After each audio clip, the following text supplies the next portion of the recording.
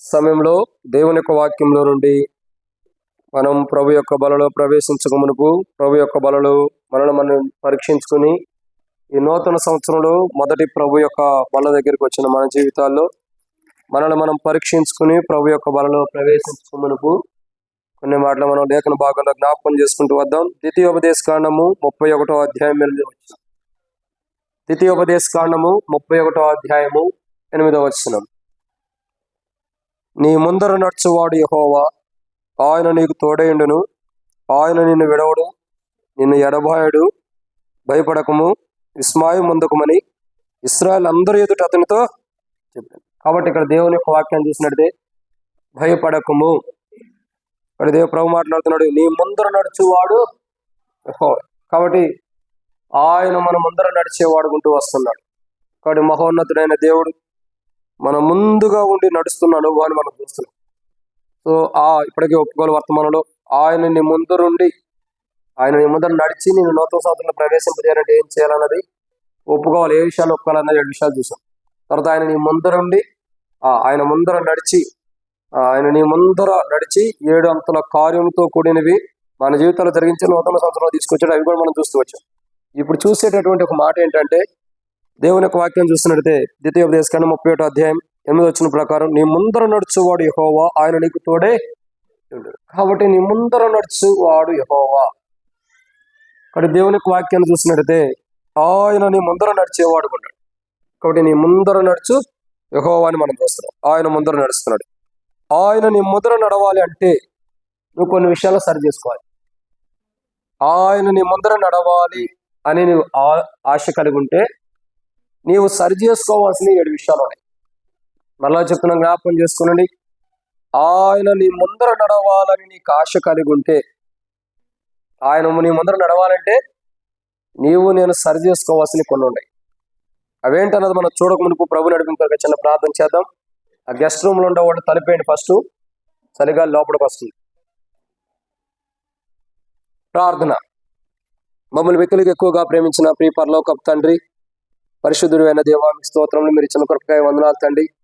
సమల ప్రభా, దాసుడి కన్నా యజమానుడి వైపు చూస్తున్నట్లు, దాసుడి కన్నా యజమానుల వైపు చూస్తున్నట్లు మా కళ్ళు మీ వైపు వీక్షిస్తుండగా సహాయం అనుగురించి మహిమ పొందండి. ఈ సమయంలో తండ్రి ప్రభు యొక్క బలలో పాల్గొనక మునుపు, నూతన సంవత్సరంలో మొదటి ప్రభు బలలో మేము పాల్గొనక మునుపు మా జీవితాలు మేము పరీక్షించుకుని సరి చేయబడిన వారిపై సమకూర్పులో ప్రభావ మమ్మల్ని మేము పరీక్షించుకుని బలలో పాల్గొనడం సాయం చేయండి. నేనైతే ప్రభా నీ కృపను బట్టి నేను నిలబడగలుగుతున్నాను ఒప్పుకుంటున్నాను. దాసుడి కన్నా యజమానుల వైపు చూస్తున్నట్టు, దాసుల కన్నా యజమానుల వైపు చూస్తున్నట్లు మా కళను మీ వైపు వీక్షిస్తున్నా మీరే సహాయం గురించి మహిమ పొందండి. దయచేసి నీ ప్రజల పక్షాన్ని నీకున్న దయచొప్పున దయతో జ్ఞాపకం చేస్తున్న నాతో మాట్లాడక తీర్చి వాక్యం అంతా దీవించమని వచ్చి నీ ప్రజలందరూ ఖాళీ వెళ్ళిపోకుండా సాయం చేయండి. ప్రతి హృదయంతో మీరు మాట్లాడండి. ప్రతి హృదయాన్ని మీరు దర్శించి సంధించమని వాక్య వెలుగులో మేము ప్రభు బల్లో పాల్గొంటా సాయం చేయమని. మేమేం సరి చేసుకోవాలి నూతన సంవత్సరంలో అవి సరి చేసుకుంటూ పాత సంవత్సరంలో వాటిని విడిచిపెట్టుకుని నూతన అనుభవం కలిగి ముందర కదా సాయం చేసి అక్కడ తీర్చి ముందున సంత దీవించి కూడికి దీవెనకరంగా ఆశీర్వాదకరంగా చేయమని ఈ వర్తమానం ద్వారా నాతో మాత్రం మీరు మాట్లాడి మహిమ పొందమని ప్రార్థిస్తూ ముందున సంత దీవించమని వాక్యానుసారంగా మమ్మల్ని సిద్ధపరచమని. మేమేం సరి చేసుకోవాలి, మీరు మా ముందర వెళ్ళాలి కాబట్టి మీరు మా ముందర నడవాలంటే మేమేం సరి చేసుకోవడానికి సాయం చేయమని యేసు ప్రభు నామములో ప్రార్థిస్తున్నాను తండ్రి, ఆమేన్.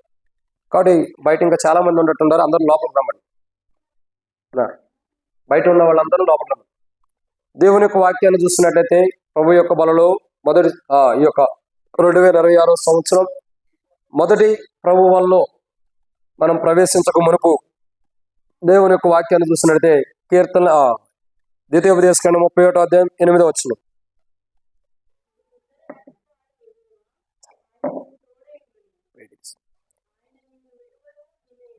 చాలా కాబట్టి మొట్టమొదటిగా కొన్ని వేడి తీస్తాం. దేవుని యొక్క వాక్యాన్ని చూసినట్లయితే నీ ముందర నడుచువాడు యెహోవా. ఆయన మన ముందర నడవాలంటే మనం కొన్ని సరి చేసుకోవాలి. ఆయన మన ముందర వెళ్ళాలంటే నువ్వు సరి చేసుకోవాల్సిన కొన్ని ఉన్నాయి. దాంట్లో మొదటిది ఏంటి? ఆయన మన ముందర వెళ్ళాలంటే మనం సరి చేసుకోవాలి. వాటిలో మొదటిగా మనం సరి చేసుకోవాల్సింది ఏంటంటే రండి, యెషయా గ్రంథం 43వ అధ్యాయం 10వ వచనం. యెషయా గ్రంథము 43వ అధ్యాయము 10వ వచనం. మీరు తెలుసుకొని గ్రహించినట్లు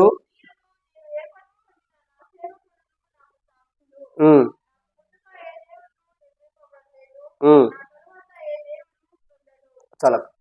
కాబట్టి ఇక్కడ మనం చూస్తున్న మొదటి కోణాన్ని చూస్తున్నట్లయితే ఏమని రాయబడుతూ వచ్చింది? నాకు ముందుగా ఏ దేవుడును లేడు, నా తర్వాత కూడా అదే మరి అక్కడ చెబుతుంది. ఏ దేవుడు నాకు ముందు నిర్మింపబడలేదు, నా తర్వాత కూడా ఏ దేవుడు నిర్మింపబడ ఆయనే. సో ఇక్కడ మొదటి కోణం, ఆయన మన ముందర నడవాలంటే మనం సరి చేసుకోవాల్సిన దాంట్లో మొదటి భాగం ఏంటంటే, ఆయనే నీ ముందర నడిచేవాడని దేవుడని గుర్తెరగాలి. ఏం చేయాలండి? నీ ముందర నడిచేవాడు నీ దేవుడు. అంత మించి నీ ముందర నడిచేవారు ఆయనకు ముందర ఎవరు నిర్మించబడలా, ఆయన తర్వాత ఎవరు కూడా నిర్మించబడలా. అంటే మన జీవితాల్లో మొట్టమొదటిగా మనం సరి చేసుకోవాల్సిన అనుభవం ఏంటంటే, ఆయనే మన దేవుడు అని గుర్తెరగాలి. దేవుడు అన్న మాటకు అర్థం ఏంటి? చాలా పర్యాయములు చెప్తూ వచ్చిన దేవుడు అన్న మాటకు అర్థం ఏంటి తెలుసా? న్యాయాధిపతి, న్యాయం చేసేవాడు అని అర్థం. సో ఈరోజు మన జీవితాల్లో మనం సరి చేసుకోవాల్సిన విషయం ఏంటంటే, ఆయన నేనే దేవుడు, నాకు ముందు దేవుడు లేడు, ఏ దేవుడు నిర్మించబడలేదు, నా తర్వాత ఏ దేవుడు నిర్మించబడలేదు అని ఎందుకు అంటున్నాడంటే, ఏ దేవుడు నిర్మించబడలేదు అంటారు గల కారణము మొదటిగా చూస్తున్నట్టే, ఆయన దేవుడు కొన్నాడంటే న్యాయాధిపతి కొన్నాడు. సో ఆయన ఆ న్యాయాధిపతి మన జీవితంలో ఉండాలా, ఆయనే దేవుడుగా మనం కలిగి ఉండాలి. చాలాసార్లు మన జీవితాల్లో ఆ దేవుని యొక్క స్వరూపాన్ని మనం పోగొట్టుకునే వాడుకుంటాం. అంటే ఆయన దేవుడు అంటే అర్థమేంటి? న్యాయం చేసేవాడు, న్యాయాధిపతి అని అర్థం. మన ముందర నడిచే దేవుడు, ఆయన మన ముందు నడవాలంటే, మన ముందర మన దేవుడు, మనం నమ్మిన దేవుడు మనతో నడవాలంటే, మన ముందర మనం విశ్వసించిన దేవుడు, మనం నమ్మిన దేవుడు మనకు ముందుకు వెళ్ళాలంటే, ఆయనే దేవుడని, ఆయనకు ముందు కానీ ఆయన తర్వాత కానీ ఎవరును ఎప్పుడును నిర్మించబడలేదని నమ్మాలి. మీరు అనొచ్చు, మరి ఈ లోపల ఎంతో మంది దేవతలు ఉన్నారు, దేవుడు అనబడుతున్నారు కదంటే, ఆయన చెప్పే మాట ఒకటే, నాకు ముందు ఎవరు నిర్మించబడాల, నా తర్వాత కూడా ఎవరు లేడు. అంటే అందుకే ఆయన అంటాడు, నేను తప్ప వేరే దేవుడు నీకు లేడు, నీకు ఉండకూడదు అంటాడు. నిర్గమకాండంలో మనం చూసినట్టయితే, నేనే తప్ప వేరే దేవుడు నీకు ఉండకూడదు, నీకు లేడు కూడా. అందుకంటాడు కదా, నేను సర్వశక్తి గల దేవుడను, సర్వశక్తి గల దేవుడును. ఆ మాటకు అసలు ఆ మాట అంటానికి అర్థం ఏంటి? సర్వశక్తి గల దేవుడు అన్న మాట ఆ అర్థం ఉంది కదా, దానికి ఇంకో పాయింట్ ఉంది. సర్వశక్తిమంతుడు, సర్వశక్తి గలవాడు అంటే అర్థం ఏంటి? మీరే మందిరంలో ఉన్నారో ఆ మందిరం పేరు అది. సర్వశక్తి అంటే ఎల్షద్దాయ్, సర్వశక్తిమంతుడు, సర్వోన్నతుడు. కానీ ఈరోజు మనం గమనించాల్సిన కోణం ఏంటంటే, ఏ దేవుడైతే మన మధ్యలో ఉన్నాడో ఆయన ఎంత శక్తిమంతుడో మనం గుర్తెరగాలి. ఆ గుర్తెరగలేని స్థితిని బట్టి ఆయన శక్తిని, ఆయన సామర్థ్యాన్ని, ఆయన శౌర్యమును, ఆయన బలమును, ఆయన ఆధిపత్యమును, నేనే తప్ప వేరే దేవుడు లేడని చెప్పిన దేవుని యొక్క మహోన్నతమైన గొప్ప ఔన్నత్యమును మనం గుర్తెరగనప్పుడు ఈరోజు మనం ఒప్పుకోవాలి, సరి చేసుకోవాలి. ప్రభువా, నా జీవితంలో ఏ మేలు చేయడానికి నువ్వు సామర్థ్యం కలిగిన వాడు, ఏ గొప్ప కార్యం చేయడానికి నువ్వు సర్వశక్తిమంతుడివి. సర్వశక్తిమంతుడు అంటే అర్థం ఏంటి? అది అయిపోయింది, మళ్ళీ అడిగిన ప్రశ్న. సర్వశక్తిమంతుడు అంటే అర్థం ఏంటి తెలుసా?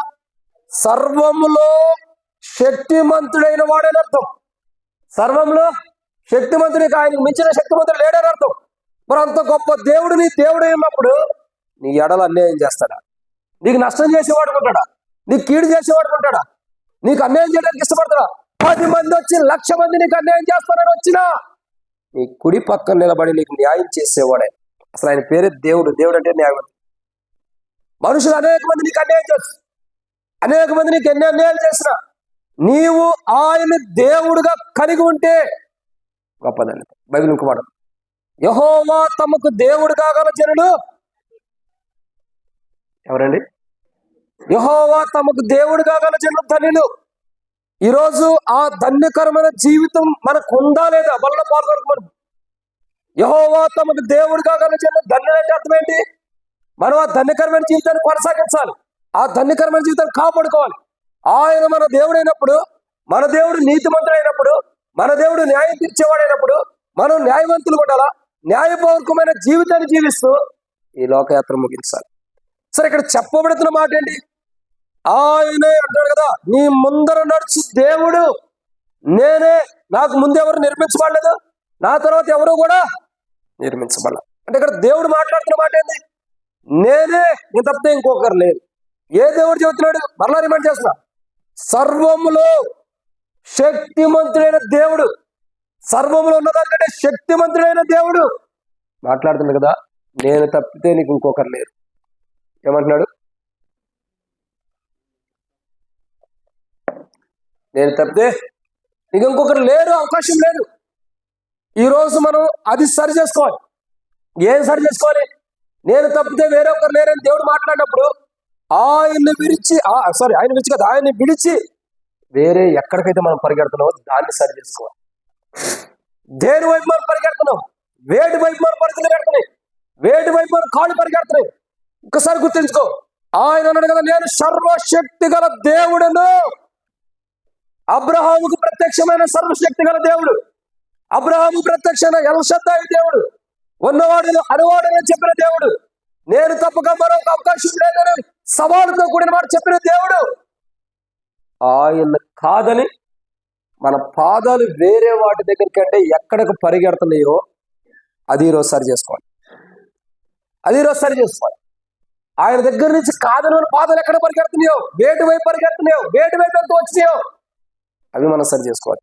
ఆయన నీకు బట్టిన దయ్యాన్ని కూడా వదిలేస్తాడు, ఆయన నీకు బట్టిన పోతాను కూడా వదిలేస్తాడు, ఆయన నీకు బట్టిన దురాత్మను కూడా వదిలేస్తాడు, ఆయన నీకు బట్టిన ప్రపంచంలో ఉన్న సేన దేని బట్టి ఆయన వదిలేయగలడు.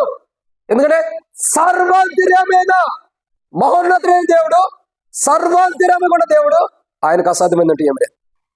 అంత గొప్ప దేవుడు మాట్లాడుతాడు కదా, నువ్వు సరి చేసుకోవాల్సిన మొదటి కూడా దేవుడు చెబుతాడు కదా, నేనే, నాకు ముందు ఇంకొకరు లేరు, నిర్మించుకోవాలన్న తర్వాత ఎవరు లేరు, నేను నన్ను కాదని నువ్వు ఎప్పుడైతే పరిగెడుతున్నావో అది సరి చేసుకో.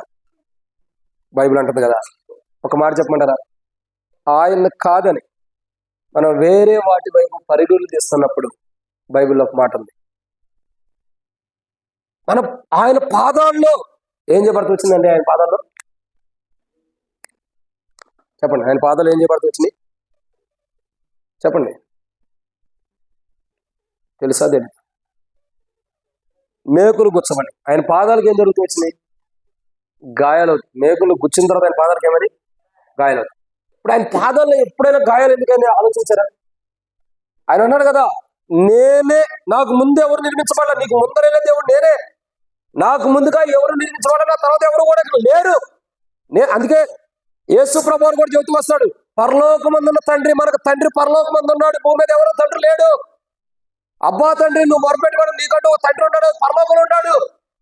అక్కడ యేసు ప్రభువు ఏదైతే చెబుతాడు, ఆయన తప్ప ఇంకొకరు లేడు. ఆయన కుమారుడుగా నేను ఈ లోకానికి వచ్చి ఆయన గుణ లక్షణాలు. యేసు ప్రభువు కూడా దేవుడై ఉన్నాడు, కానీ ఆ సర్వంతర్యామి, త్రియేకమైన వాడు.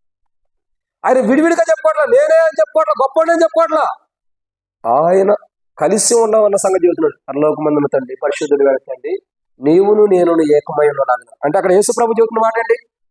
నేను నా తండ్రి విడివిడి వారు కాదు, మేము ఒక్కటే అని సంబోధిస్తూ వస్తాడు. ఇక్కడ గమనించాల్సిన కోణం ఏంటి? నాకు ముందుగా ఏ దేవుడు లేడు, ఏ దేవుడు నిర్మింపబడలేదు, నా తర్వాత ఏ దేవుడు లేడు, నేను తప్ప ఇంకొక ఆప్షన్ లేదు. మరి ఈరోజు మనం దేవుడు తప్ప ఇంకొక ఆప్షన్ లేనప్పుడు ఆ దేవుడు ఆప్షన్ కలిగిన దేవుడే విడిచిపెట్టి మనం ఎక్కడెక్కడ పరిగెడతాం? ఎన్ని ప్రాంతాల దగ్గర పరిగెడుతున్నాం మనం, ఎన్ని అవసరాల కొంత పరిగెడుతున్నాం.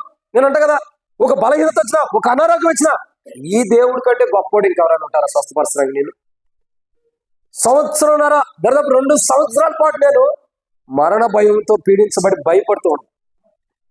మామూలు కాదు. 31st నైట్కి వెళ్తే ఎలిషాన్న పట్టుకెళ్ళే లాస్ట్ టైం 31st కూడా జయరాజ్ అన్న సొంత ఊరికి వెళ్ళి వాక్యం చెప్పచ్చు కుమారుల గురించి. ఒక వర్తమానం చెప్పటం, మళ్ళీ అమ్మటి వెళ్ళి పడుకోవటం, మళ్ళీ నిద్రపోకపోతే కళ్ళు తిరిగి పడిపోతానేమో, చచ్చిపోతానేమో.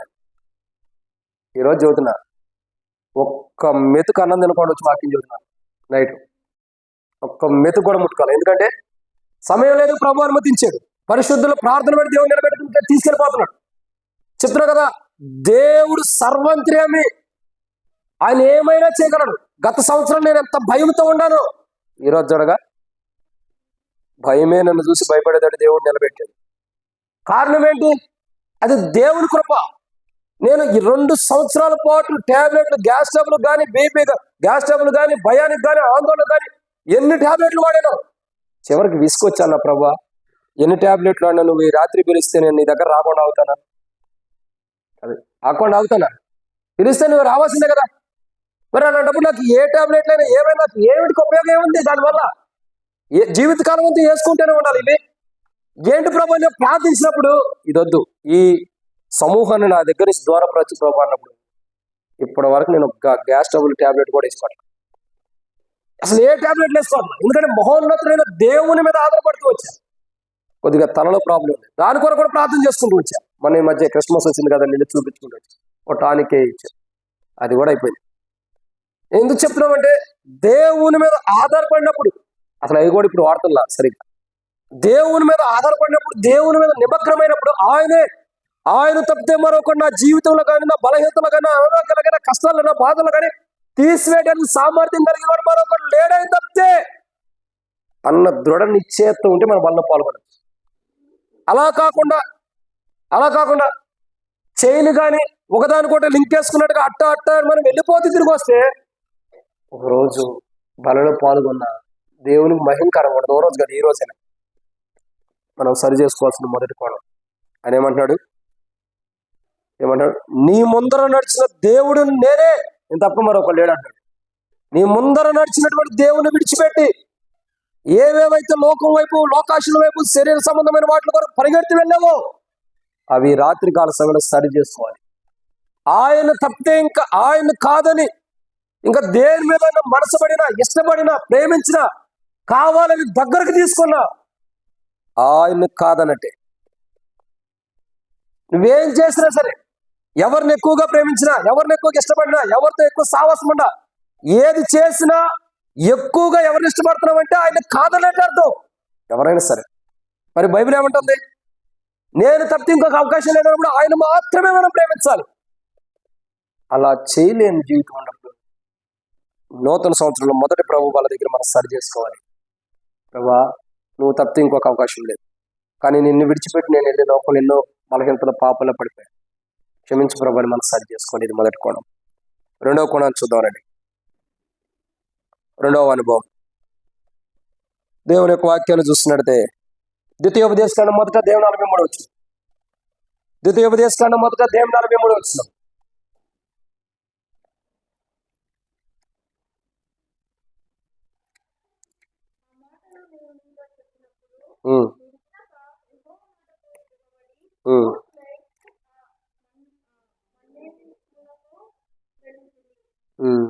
చాలా కాబట్టి ఇక్కడ మనం దేవుని యొక్క వాక్యాన్ని చూసినట్టే ద్వితీయోపదేశకాండం మొదట 23 వచ్చింది. ఆ మాటలు నేను మీతో చెప్పినప్పుడు మీరు వినక యెహోవా మాటకు తిరుగుబడి మూర్ఖులై ఆ మన్నేమునకు తిరిగి. కాబట్టి ఇక్కడ రాయబడిన మాట చూసినట్టే 30వ వచనంలో మీకు ముందర నడుచుతున్న మీ దేవుడు, 30వ వచనంలో మీకు ముందర నడుచున్న దేవుడు అని చూస్తున్నాం. ఇక్కడికి వచ్చేసరికి ఏం కనపడుతుంది? ఆ ముందర నడుస్తున్నటువంటి దేవుని దృష్టిలో మనం ఏం చేసాము? 43వ వచనంలో యెహోవా మాట వినకుండా ఏం జరుగుతూ వచ్చిందండి? ఆయన మాటని వినలా. సో మనం ముందర నడిచే దేవుడు మన ముందర నడిచి మనకి ఏం చేస్తున్నాడు? చక్కటి మార్గాన్ని మనం బోధిస్తాడు, శ్రేష్టకరమైన మార్గాన్ని మనం బోధిస్తాడు, మేలుకరమైన మార్గాన్ని మనం బోధిస్తాడు, ఆశీర్వాదకరమైన ఏది మేలు అది బోధిస్తాడు దేవుడు. ఆయన మాట ఏంటి? ఏది మనకు శ్రేష్టకరమైందో, ఏది ఆశీర్వాదకరమైందో అది బోధిస్తాడు ఆయన. కానీ బైబిల్ ఏమంటుంది? చాలా మంది తమ జీవితాల్లో మన ముందర నడుస్తున్నటువంటి దేవుని యొక్క మాటలు విననటువంటి వారు చాలా మంది. సరే, ఒకరి సంగతి మనకు అనవసరం. మన జీవితాలు పరీక్షించుకుంటే 2025 జనవరి 1 ప్రభు మొదటి బల్ల నుండి 2026 జనవరి 1 మొదటి ప్రభు బల్ల వరకు ఎన్ని పర్యాయాలు, ఎన్నిసార్లు, ఎన్ని సందర్భాల్లో దేవుని మాట వినుకోకుండా బలలో పాల్గొని ఒకసారి పరీక్షించుకో. దేవుడు మాట్లాడుతుంటే, దేవుడు దర్శిస్తుంటే, దేవుడు సంధిస్తుంటే సరి చేసుకో సరి చేసుకో సరి చేసుకో సరి చేసుకో సరి చేసుకోమని ఎన్నిసార్లు చెప్పినా విని విని తినగా తినగా వ్యాపారం ఏమైంది? అది అయిపోయింది. సరి చేసుకోండి అని చెబితే ఏమైంది? ఆయన అట్లా చెబుతాడు, ప్రతి ఆదివారం చెబుతాడు, లేదంటే ఎప్పుడొకప్పుడు ఆయన మనసు వచ్చినప్పుడు చేయెత్తిస్తాడు, చేయెత్తమంటాడు, చేస్తే సరిపోయింది అన్నట్టు అయిపోయింది. హృదయాలు సరి చేసుకునే విషయంలో రాతి మారిపోయినాయి, రాతి హృదయాలు అయిపోయినాయి. ఇక చెప్పి ఎంత చెప్పినా సరి చేసుకునేప్పుడు ఇక దేవుడే ఒక సమయంలో తన చిత్తాన్ని బయలుపరుస్తాడు. అది కూడా మనం గ్రహించినప్పుడు ఇక దేవుడే మొత్తానికి ముగింపిస్తాడు. బైబిల్ చెబుతున్న మాట క్షుణ్ణంగా మనం అర్థం చేసుకోవాలి. ఆయన నీ ముందర నడుస్తున్నాడంటే నువ్వు ఆయన మాట వినాలి. నీ ముందర నడిచి ఆయన ఏం చేస్తాడు? నీకు మంచి మాటలు బోధిస్తాడు కదా, చెడ్డ మాటలు బోధిస్తాడా? మహోన్నతుడైన దేవుడు ఏ రోజు కూడా ఆయన మాట్లాడిన మాటల్లో మనం తప్పు మాటలు కాదు, తప్పు పడటానికి కూడా మనకు కనబడదు. అందుకే దేవుని గురించి ఒక గొప్ప మాట ఉంది, చాలా ఇష్టమైనటువంటి మాట. నాకు మనుషులను చూస్తే ఆ మాట నాకు ఇష్టమైంది. దేవుడు లంచం తీసుకోవడానికి ఏం తీసుకుంటా? ఎక్కడైనా డ్యూటీకి వెళ్ళు, జాబ్ కోసం వెళ్ళు. ఇప్పుడు కొత్త ట్రెండ్ వచ్చింది, నువ్వు ఒక నెల ఫస్ట్ నెల శాలరీ నాకు ఇస్తే నీకు జాబ్ ఇప్పిస్తానంట. మరి కొంత చోట నేను జాబ్లో పెట్టిస్తా, నాకు 5% ఇవ్వాలంట. మరో చోట ఇదిగో నాకు ఇది కావాలి, దీనికోసం లంచం తీసుకుంటారు, పెన్షన్ కోసమో ఇంకో కోసం సంథింగ్ పరిస్థితిని బట్టి లంచం ఇచ్చేవారు. దేవుడు లంచం తీసుకుంటాడా? తీసుకున్నప్పుడు దేవుని బిడ్డలు ఎత్తున్నారు లంచం. దేవుడు లంచం తీసుకున్నప్పుడు దేవుని బిడ్డలు ఎలా లంచం ఎత్తున్నారు? అంటే మనం దేవుని బిడ్డలవా కానప్పుడు? మరి మీరే అర్థం చేసుకోండి, నేనే చెప్పాలి. మళ్ళీ సేవకుడు నన్ను ఎట్లా అన్నాడు అంటారు. ఆయన మాటలు మనం వింటే ప్రాముఖ్యత, ఆయన ఎలా ఉన్నాడో ఆయన నేర్పేయన్నీ కూడా ఏంటి? మంచి మాటలే. ఆయన చెప్పే ప్రతి మాటలో మన జీవితానికి ఎంతో ప్రాముఖ్యతతో కూడిన మెట్లుండి, ఎంతో అవసరమైన మెట్లుంటూ వస్తున్నాయి. కాబట్టి నీ ముందర నడిచే దేవుని దృష్టిలో ఆయన నీ ముందర నడవాలంటే నీవు సరి చేసుకోవాల్సిన రెండో కోణం ఏంటి? ఆయన మాట వినాలి. గత సంవత్సరం ఏదైతే ఆయన మాట వినలేదు, ఆయన మాటను పెడచెవిని పెట్టి ఒక మాట చదవండి, చాలా ఘోరంగా ఉంటుంది. మనం గత సంవత్సరం ఎట్లా ఉన్నామో వాక్యం చెబుతుంది, నేను కాదు. యెషయా గ్రంథం 1వ అధ్యాయం, యెషయా గ్రంథం 1వ అధ్యాయం 3వ వచనం కాడి నుంచి.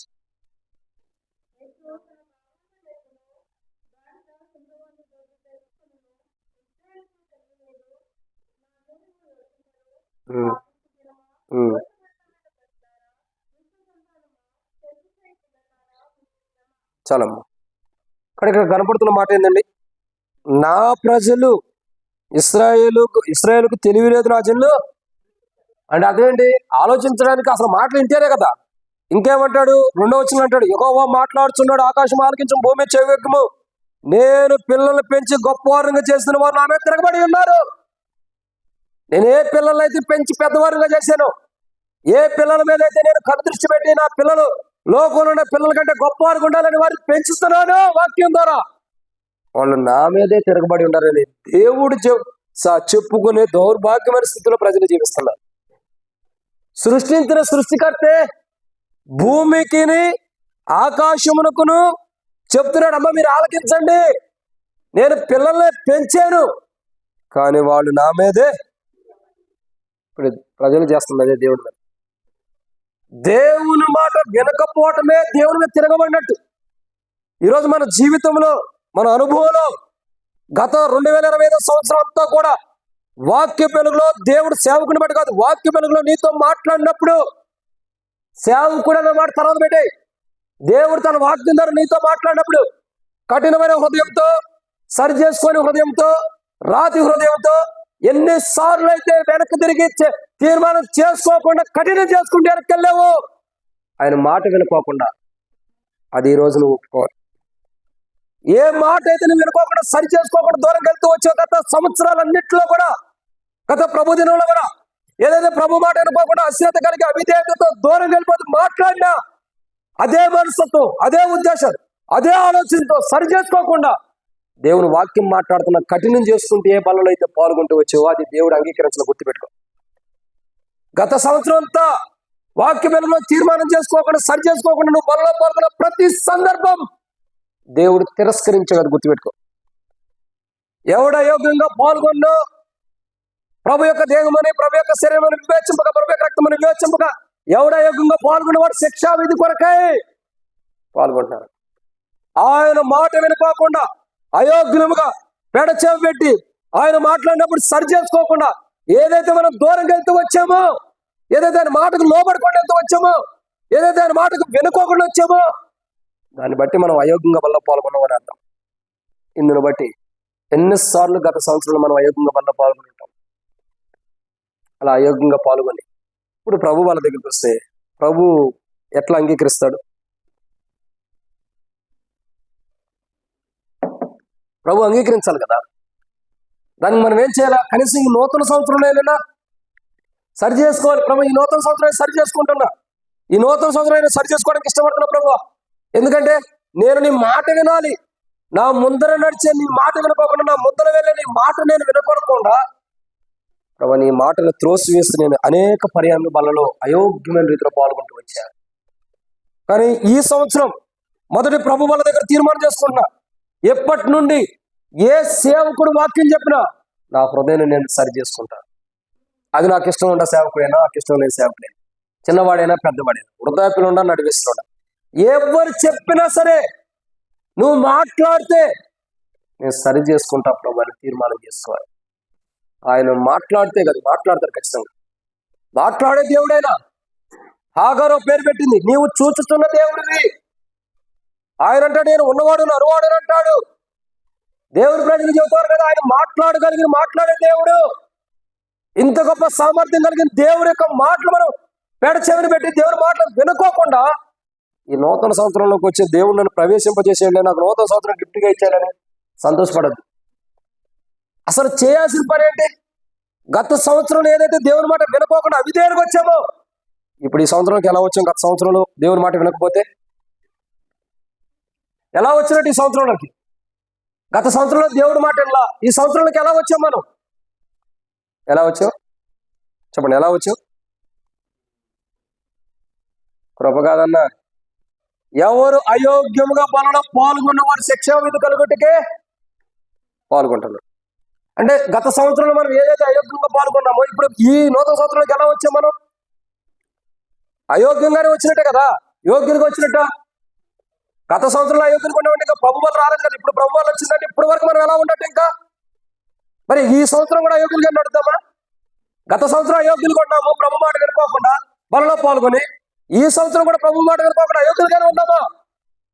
జాగ్రత్త. గత సంవత్సరం కృపాకాలం, రాబోతున్న సంవత్సరం శిక్ష విధించబోతున్న భయంకరమైన కోణాలవి, రాబోతున్న భయంకరమైన దినాలు, తీర్పు దినములు రాబోతున్నాయి. గతకాలం కృపకాలం అయితే రాబోతున్న కాలం తీర్పు కాలం. తప్పించుకోవడానికి అవకాశం ఉండదు. ఏదో గత సంవత్సరం కాబట్టి ఈ సంవత్సరం కూడా ఆయన మాట వినకపోయినా పర్లేదు అనుకుంటావేమో. తీర్పు ఎట్లా ఏ క్షణం ఇస్తాడో ఆయనకు మాత్రమే తెలిసి సేవకు తెలియదు.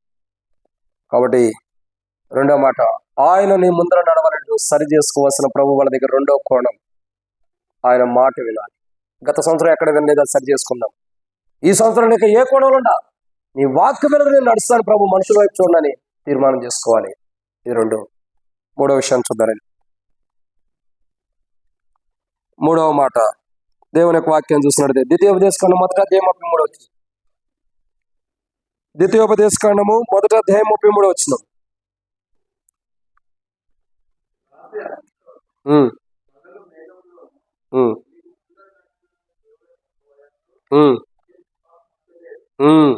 చాలు కానీ ఇక్కడ రాయబడిన మాట ఏంటండి చూడండి. ద్వితీయోపదేశకాండం మొదట అధ్యాయం 33 వచ్చినంలో, రాత్రి అగ్నిలోను పగల మేఘంలోను మీకు ముందర నడిచిన మీ దేవుడైన యెహోవా యందు మీరు.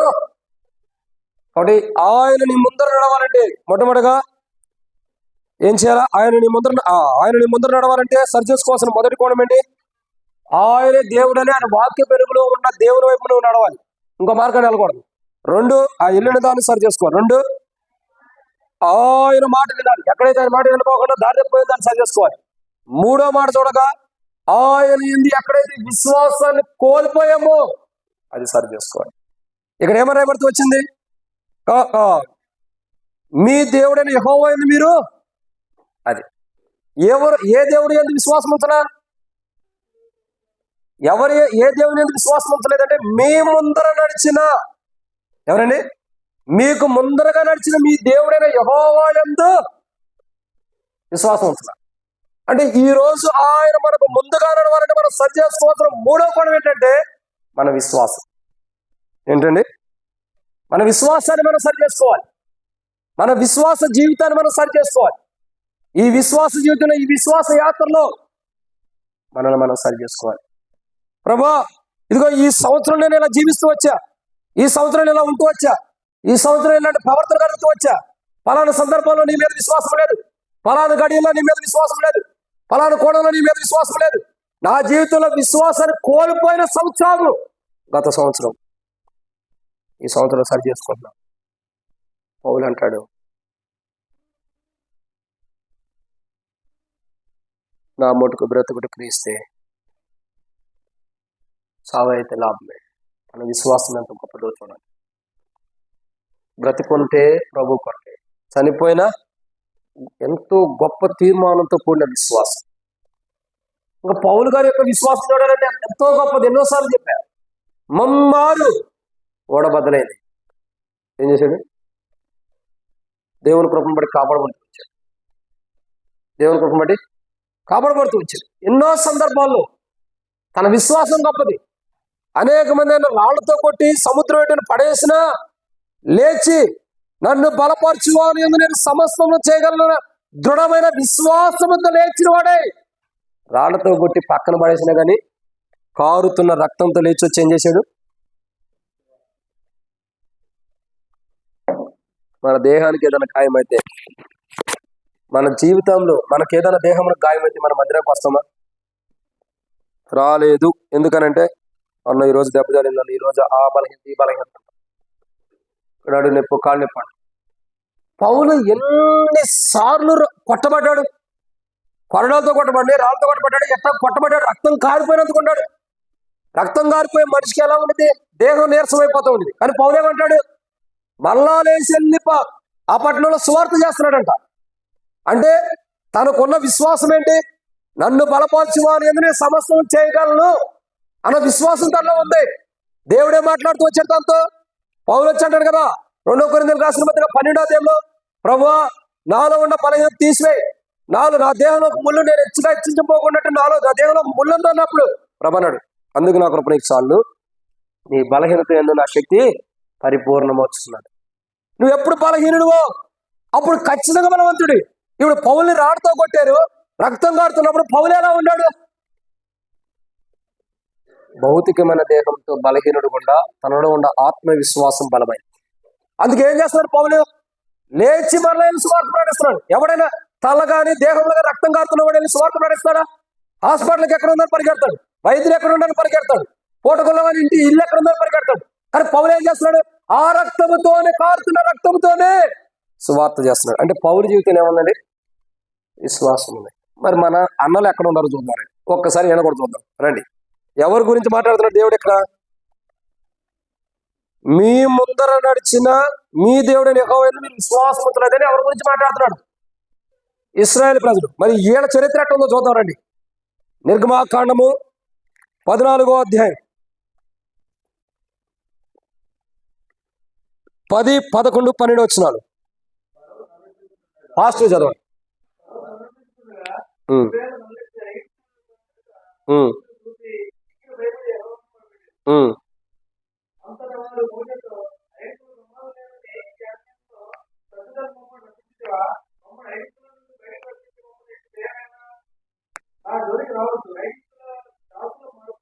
ఐగుప్తులకు దాసులు మగుదమని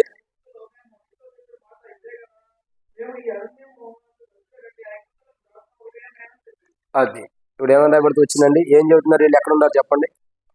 పౌలు ఎలా ఉన్నాడు? సముద్రంలో ఓడబయలుపోయినా విశ్వాసం ఉన్నాడు. దేవుడు నన్ను బయట చేస్తాడు, నాతో మాట్లాడాడని. రాళ్లతో కొట్టిన విశ్వాసం ఉంది, ఆ దేవుడు నన్ను బలపరుస్తాడని చెప్పాడు కాబట్టి బలపరుస్తాడని. మరి ఇప్పుడు చూడగా ఇశ్రాయేలు ప్రజలు ఎలా ఉన్నారు అంటే వాళ్ళు ఏమన్నారు చూడండి. ఫరో సమీపించుండగా ఇశ్రాయేలీలు కన్నులెత్తే ఐగుప్తీయులు తమ వెనక వచ్చిన చూచి, మెయిన్ రీజన్ ఇదే. ఏంటి? వెనకకు తిరగటమే తప్పు. నీ ముందర దేవుడు నడుస్తుంటే నీకు వెనకాల పని ఏంటి? సర్వముని సృష్టించిన దేవుడు, సర్వ సృష్టికర్త నీకు ముందరెళ్తున్నప్పుడు నీకు వెనక పని ఏంటి? పౌలు ఏమంటున్నాడు? పోనీ ఈ అన్నలు ఎట్లా చూస్తున్నారు, ఏం చేస్తున్నారు, వాళ్ళు చూసారు వెనకున్నవాడు. పౌలు ఏమంటాడు? నాకు ఆ వెనకున్న వాళ్ళతో నా సంబంధం లేదు, నాదంతా ముందరికి వెళ్ళిపోవడమే, వెనకనున్న నా సంబంధం లేదు, వెనుకున్నావు మర్చి ముందున్న వాటి వరకు. అంటే పౌలు ఎందుకు ఎగురుపడుతున్నాడు? ఆ వెనకొచ్చి ఐగుప్తులు నాకు ఎందుకు, వాళ్ళ చూస్తే నేను కూడా నా పితృల వల్ల మళ్ళీ ఐగుప్తుకి వెళ్ళాలని ఆశ కోరుకొచ్చింది.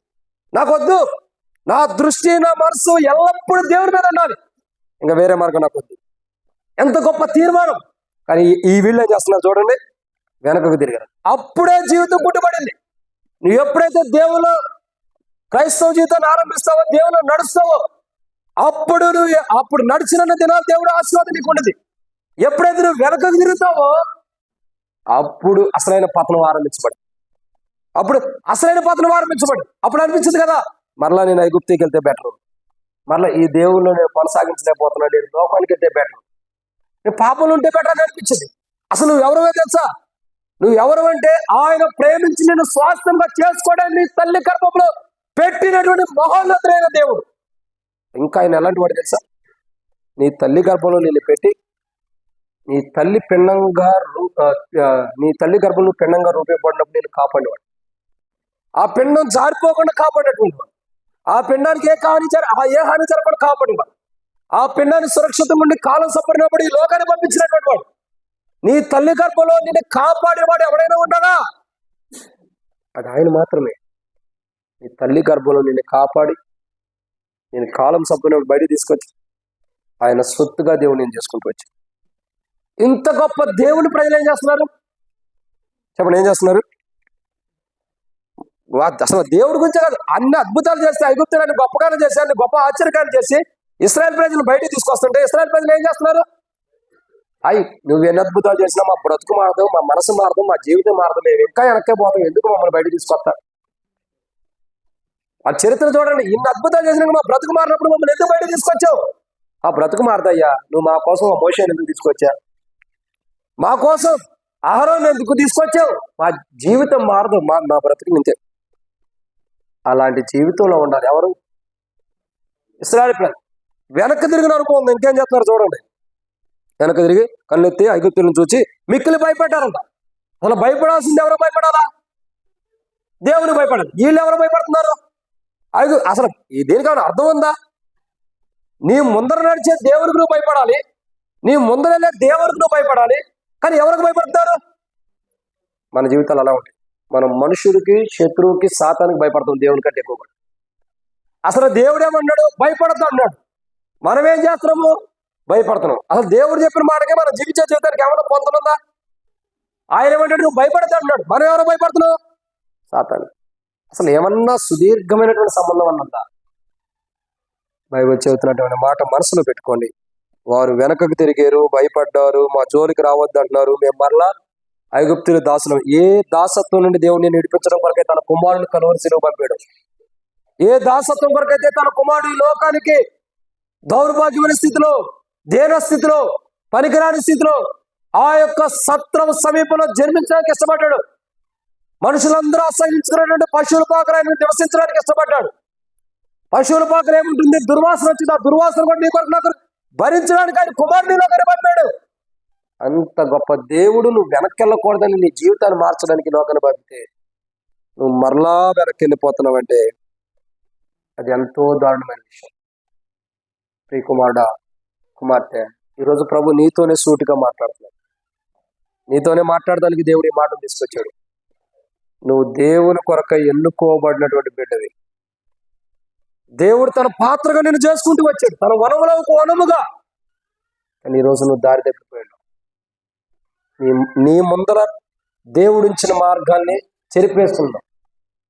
ఏ మార్గాన్ని అయితే దేవుడు నీ ముందర ఇచ్చిన ఆ మార్గాన్ని నీ చేతులారా నువ్వే, ఎవరో కాదు, నీ చేతులారా నువ్వే దాన్ని చెరిపేసుకున్నావు. కానీ దేవుడు ఇంకా నీ మీద కోపంగా లేడు. ఎందుకు లేడు? నిన్ను మరలా ఆయన మార్గంలో పెట్టుకుని సరైన మార్గం నడిపించడానికి ఇష్టపడాలి. ఒక విషయం గుర్తుపెట్టుకోండి, నీవు నీ చేతులారా నీ మార్గం జరిపేసుకున్నావు ఆయన నీ ముందర దేవుడు వైపు వెళ్ళకోకుండా. కానీ దేవుడైతే నా మార్గం ఎత్తలేదు కదా, ఏమనేందుకు చంపేద్దామని దేవుడు అనుకోవట్లా. వారి మీద ఒకరిని తీసుకొద్దాం అనుకోవట్లా, ఒకరితో తీసుకొచ్చి వారిని చంపుదాం అనుకోవట్లా. నువ్వు ఆయన మార్గంలో నడపైనా, తప్పు మార్గంలో వెళ్ళా, ఆయన విడిచిపెట్టి వేరే మార్గంలో వెళ్ళా, ఆయనైతే ఈ రోజు నిన్ను ఆయన మార్గంలో చేర్చుకోవడానికే ఇష్టపడుతున్నాడు. బట్ నువ్వు చేయాల్సిన తప్ప సరి చేసుకుంటే చాలు. ఏ మార్గాన్ని చేతి నువ్వు తొలిపోయావు, ఏ మార్గాన్ని చేతి దూరం గెలిపావు, ఆ విషయాన్ని సరి చేసుకుంటే చాలు. ప్రభా, పలానా విషయంలో నేను దూరం గెలిపోయా, క్షమించు ప్రభా, నేను చేయాలా, సరి చేసుకో. నీ అంతటా నువ్వు, నా అంతటా నేను ఇక్కడికి రాలమని ఆయన మనల్ని సరి చేయాలని ఇష్టపడ్డాడు కాబట్టి ఆయన తీసుకొచ్చాడు. నువ్వు దేవుని వనములు శ్రేష్టకరమైన ఒలీవ మొక్క వలె ఉండాలి. కానీ దేవుడు అంటాడు, నేను చక్కగా ఆయన ఒక పొలం తీసుకుని దాన్ని దున్నే, లేదా దాన్ని పెట్టి ఆ యొక్క పొలంను నీట్గా సరి చేసి దాంట్లో ద్రాక్షకాయలు వేసాడు. ఎందుకు వేసాడు? కాపు కొరకు. ఎవడనూ దాని మీదకి రాకుండా దివరాత్రులు కాపాడాడు. కానీ ఏం జరిగింది చివరికి? నౌ ప్రజెంట్ నీ సిచ్యువేషన్ అలాగుంది. దేవుడు నిన్ను ద్రాక్షవనం, మంచి ద్రాక్షవనం వలె నేను చూడాలని ఇష్టపడుతున్నాడు. కానీ మనల్ని చూడగా, మనల్ని ప్రభు చూడగా మనం ఎలా ఉన్నాం? ఆయన మంచి కోణంలో మన తల్లి గర్భంలో ఈ లోకాన్ని పెట్టి ఈ లోకాన్ని తీసుకొచ్చాడు. మంచిదే, మనల్ని ఈ లోకానికి తీసుకొచ్చాడు, మనకు జన్మనిచ్చాడు, మనకు ఆయుష్ ఇచ్చాడు, కుటుంబాన్ని ఇచ్చాడు. అంతవరకు దేవుడు చేయలేదని నేను అట్లా మంచిగా చేశాడు. కానీ ఇప్పుడు చూడగా మనం ఎలా ఉన్నాం? ఆయన చూడగా మంచి ద్రాక్షాల కోసం ఎదురు చూశాడు. మనం చూడగా ఎలా ఉండే? ఇప్పుడు కారు ద్రాక్షాలు, చేదు ద్రాక్షాలుగా ఉన్నాం. ఈ చేదు ద్రాక్షాల యొక్క జీవితం మార్చడానికి ఆయన కలువరి శిలువలో చేదు చిరకను పుచ్చుకున్నాడు. మళ్ళీ అర్థమవుతుందండి? ఆయన మంచి ద్రాక్ష వలగా మనం ఉండాలని మన కొరకు ఎదురు చూస్తే మనం ఆ ద్రాక్ష వలగా లేము. ఆ ద్రాక్ష వలగా లేని మనల్ని, కారు ద్రాక్షాలుగా కాసిన మనల్ని, మనలో ఉన్న కారు అంతటిని కూడా ఆయన చేదు చిరకను మింగి మనలో ఉన్న కారు జీవితాన్ని మొత్తాన్ని తీసేస్తున్నాడు. ఈరోజు మనం సరి చేసుకోవాల్సిన కోణం ఇది. ప్రభువా, నన్ను ద్రాక్షవల్లిగా మొలవాలని చూస్తున్నావు, మంచి ద్రాక్షవల్లిగా ఉండాలని చూసావు. నేను కారు ద్రాక్షవల్లి మొలిచాను. నీ వనంలో పెట్టుకున్నావు కానీ నేను మొలిచిన విధానం వేరు. ఇప్పటి నుండి నేను తీర్మానం చేసుకుంటాను. ఇప్పటి నుండి చావైన బతుకైన పౌలు వలె క్రీస్తు, నా మటుకు బ్రతుకుడే క్రీస్తే, చావైతే మేలే. నాకు అది కావాలి. ఇన్నాళ్ళు నువ్వు నన్ను పెంచి పోషించావు, నీ కృపలేందే నేను ఏమైపోయావాడు. ఇది నీ కృప వల్లే నాకైనా నా కుటుంబానికైనా ఇంత ధన్యత ఇచ్చావు. కానీ నేను కారు ద్రాక్షలా ఉన్నా, నన్ను క్షమించు ప్రభు అని ఒక్క మాటే. కుష్ఠరోగులు ఏమంటారు? దావీదు కుమారుడా మమ్మల్ని కరుణించు. ఏమంటున్నాడు? అయ్యా దావీదు కుమారుడా, ఎందుకంటే మమ్మల్ని అందరూ ఊరు వెలుపట్టు నెట్టేశారు. ఊరికి వెలుపట్టు మమ్మల్ని అందరూ నెట్టేసేసారు. ప్రజలందరూ కూడా మమ్మల్ని నువ్వు కరుణిస్తే మేము ప్రజల మధ్యలోకి వస్తాం. సిలువలో ఉన్న దొంగ అంటున్నాడు కదా, అయ్యా యేసు నీ రాజ్యంలోకి వచ్చినప్పుడు నన్ను జ్ఞాపకం చేసుకో. ఇదే నువ్వు అడగాల్సింది. ప్రభా కనికరించు, ప్రభా జ్ఞాపకం చేసుకొని కృపను బట్టి, ప్రభా దయ చూపించు, ప్రభా నా ఎడల ఒక్కసారి కోపపడకుండా నా పొరపాట్లు, నా తప్పిదములు, నీలోంచి తొలగిపోయిన నా బలహీనతలు సరి చేసుకున్న క్షమించు ప్రభా అని తీర్మానం చేసుకో. అట్టి తీర్మానం దేవునికి మహిమకరమైంది. ఇక్కడ చూస్తున్న మాట దేవుని వాక్యం అంటే నిన్న మాటది 3, ఆయన నీ ముందర నడవాలంటే నీవు సరి చేసుకోవాల్సిన 3వ పని ఆయన యందు విశ్వాసం ఉంచాలి. ఆయనలో నుండి ఎక్కడ తొలగిపోయావు? కారు ద్రాక్షల్లో కాసి విశ్వాసం లేని జీవితాన్ని జీవించి ఎక్కడైతే ఆయన నుండి తొలగిపోయావో అది సరి చేసుకోవాలి. ఈరోజు ప్రభు అంతా మాట్లాడుతుంది, సరి చేసుకో. ప్రియ సహోదరుడా, దేవుడు ఎంతో గొప్పవాడు. విశ్వాసం లేని వారి గురించి ఒక గొప్ప మాట మాట్లాడాడు. ఏంటో తెలుసా? మత్తయి సువార్తలో రాయబడి వచ్చింది, విశ్వాసం లేని మూర్ఖపు తరము వాళ్ళ నేను ఎంతకాలమని మీతో ఉంటాను. ఏమంటాడు? విశ్వాసం లేని మూర్ఖపు తరము వాళ్ళ. ఎందుకు ఆ మాట అంటున్నాడు? దేవుని యందు విశ్వాసం లేని ప్రతి ఒక్కరు ఎవరండి? చెప్పండి. దేవుని యందు విశ్వాసం లేని ప్రతి ఒక్కరు ఎవరు? మూర్ఖపు. దేవుని యందు విశ్వాసం లేని ప్రతి ఒక్కడు మూర్ఖుడే, మూర్ఖ స్వభావం కలిగిన వారి. దాంట్లో మీరు అవునన్నా కాదన్నది వాస్తవం. అర్థమైందండి? మనం అవునన్నా కాదన్నా మూర్ఖ స్వభావం. చూడండి, మత్తయి సువార్త కాదు, మార్కు సువార్త 9వ అధ్యాయం. విశ్వాసం లేని తరం వారులారని ఇక్కడ ఉంది. మరొక చోట ఇంకో కోణం ఉంది. 19వ అధ్యాయం 9వ వచనం. మార్కు సువార్త 9వ అధ్యాయం 19వ వచనం. అందుకైనా విశ్వాసం లేని తరం వారులారా, నేను ఎంతకాలం మీతో ఉందును, ఎంతవరకు మిమ్మల్ని సహింతును. చూడండి ఎంత గొప్ప మాట. విశ్వాసం లేని మూర్ఖపు తరము వల్ల మనం జీవిస్తున్నాం. కానీ దేవుడు ఇష్టపడుతున్నాం. ఈరోజు ఏ సందర్భాలను బట్టి దేవుని మీద విశ్వాసాన్ని కోల్పోయావో, ఏ విషయాన్ని బట్టి నువ్వు విశ్వాసాన్ని కోల్పోయావో అక్కడి నుంచే నీకు విశ్వాసాన్ని పుట్టిస్తాడు. మళ్ళీ ఆ కార్యం చేసి నీకు విశ్వాసాన్ని పుట్టిస్తాడు. ఇదిగో ఈ విషయంలో నేను విశ్వాసం కోల్పోయాను, దేని విషయమై విశ్వాసాన్ని కోల్పోయి దుఃఖంతో వేదనతో నువ్వు ఏడుస్తూ ఉన్నావో అక్కడి నుంచే నీకు విశ్వాసాన్ని మళ్ళీ పుట్టిస్తాడు. ఆ కార్యం కాడి నుంచి, ఏ కార్యం దగ్గర నుంచి అయితే విశ్వాసాన్ని కోల్పోయామో, నిస్సహాయ స్థితిని కొంటూ వచ్చామో, ఏ సందర్భంలో నువ్వు విశ్వాసాన్ని కోల్పోయావో, ఏ పరిస్థితిని బట్టి కోల్పోయావో, దేని కొరకు దేని విషయమై విశ్వాసాన్ని కోల్పోయావో అక్కడి నుంచి మరలా తిరిగి నీకు ఆ కార్యం జరిగించి నీలో విశ్వాసాన్ని నింపుతాడు. అప్పుడు ప్రశ్నిస్తాడు, విశ్వాసం లేని తరం వారులారా. అప్పుడేమంటావు? వా, దేవుని నేను దేవుని మీద ఉన్న విశ్వాసాన్ని బట్టి నాకు ఇది జరిగిందంట. 2 మాటలు మళ్ళీ నరం లేని 4 గదే ఏదైనా మాట్లాడేస్తాను. కాబట్టి 3వ మాట, ఆయన నీ ముందు నడవాలంటే నువ్వు సరి చేసుకోవాల్సింది. 3వది ఏంటి? ఆయన విశ్వాసం ఉంచాలి. ఇక 4 విషయాలు చూద్దాం. దేవుని వాక్యాన్ని చూసినట్లయితే ద్వితీయోపదేశకాండము 1వ అధ్యాయం 43వ వచనం. ద్వితీయోపదేశకాండం 1వ అధ్యాయం 43వ వచనం. ద్వితీయోపదేశకాండము 1వ అధ్యాయం 43వ వచనం. ఆ మాటలు నేను మీతో చెప్పినప్పుడు మీరు వినక యెహోవా మాటకు తిరగబడి మూర్ఖులై. చాలా. కాబట్టి ఇక్కడ మనం చూస్తున్న ఈ యొక్క వచనంలో మనం చూడదగినది ఏంటంటే, మనము మన ముందర నడవాలంటే మనం సరి చేసుకోవాల్సిన 4వ కోణం ఏంటంటే అవిధేయత కలిగిన జీవితాన్ని మార్చుకోవాలి. ఇక్కడ ప్రభు ఏమన్నాడు? ఇదిగో మీరు ఈ మార్గంలో వెళ్ళండి అని ప్రభు చెప్తున్నారు. వాళ్ళు ఏం చేస్తున్నారు? వెళ్ళటల్లా. అంటే అర్థం ఏంటి? చెప్పిన మాట వినలేదంటే అర్థం ఏంటి? అవిధేయులనే కదా అర్థం. అవిధేయులు. దేవుడు చెప్పిన మాట వినుకోకుండా ఏది చెప్పాడు అది వినట్లేదంటే అర్థం ఏంటి? అవిధేయత. ఈరోజు మనం గమనించాల్సినటువంటి మరొక కోణం చూసినట్టు ఇక్కడ అవిధేయత. గత సంవత్సరం అంతా విశ్వాసం లేని వారుగా, గత సంవత్సరం అంతా కూడా మన ముందు నడుస్తున్న దేవుని మనం గుర్తెరక్క, ఆయన తప్ప వేరే దేవుళ్ళని గుర్తెరక్క, గత సంవత్సరం అంతా ఆయన మాట విననుకుంటాం. సరి చేసుకోవాలి. 4వదిగా చూసినట్టే అవిధేయత. ఏ అవిధేయత అయితే దేవుల్లో మనకుందో, ఏ అవిధేయత అయితే మనం దేవుల్లో జీవిస్తూ వస్తున్నాము, ఎట్టి అవిధేయులుగా అయితే మనం దేవుని ఉంటూ వచ్చాము, దేవుని దగ్గరకు వస్తున్నాం, బలలో పాల్గొంటున్నాం, దేవుని మాటలు వింటున్నాం, కానీ అవిధేయత అంటే అర్థం ఏంటి? దాన్ని వినకపోవడం, దాన్ని చేయకపోవడం, చెప్పిన మాట వినకపోవడమే అదే.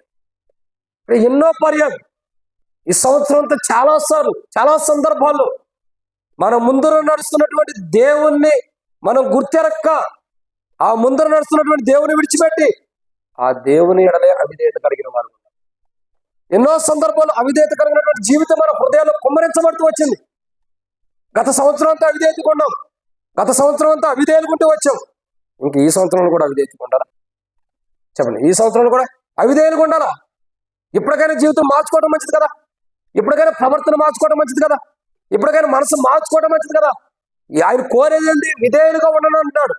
మనం ఆయన మాట వెనక అవిధేయులం అవుతున్నాం. ఎంతకాలం నువ్వు అవిధేయతకుండా జీవితం జీవిస్తావో నీ కుటుంబం రక్షించబడదు, నీ పిల్లల రక్షణ అనుభవంలోకి రాదు, నీ జీవితము ఆశీర్వాదకరంగా ఉండదు. ఎంతకాలం అయితే దేవుని మాటకు అవిధేయత చూపిస్తావో, ఎంతకాలం అయితే దేవునికి అవిధేయులై లోకం వైపు జీవిస్తూ ఉంటావో, దేవుని మాటకు అవిధేయులుగా ఉన్నంత కాలం, దేవుని మాటకు విధేయత కాకుండా అవిధేయులుగా ఉన్నంత కాలం నీకు ఆశీర్వాదాలు రావాలన్నా, నీ పిల్లల రక్షణ రావాలన్నా, నీ కుటుంబం క్షేమంగా ఉండాలన్నా కష్టంగా ఉంది. అదే దేవుడు క్షేమంగా ఉంచడం ఆశీర్వాదాలు ఇవ్వడానికి కాదు, ఆయన ఆశించిన రీతిలో ఇవ్వడక. ఎందుకని? ఆయన మాటలు, ఆయన దృష్టిలో మనం అవిధేయులుగా ఉంటాం. ఆయనకి ఈరోజు ప్రభు వాళ్ళ దగ్గరికి వచ్చాం మనం. ఈ 4వ కోణం, ఎక్కడ మనం అవిధేయులుగా ఉన్నాము దాన్ని సరి చేసుకుందాం. ఇది 4వ మాట. 5వ విషయం చూద్దాం.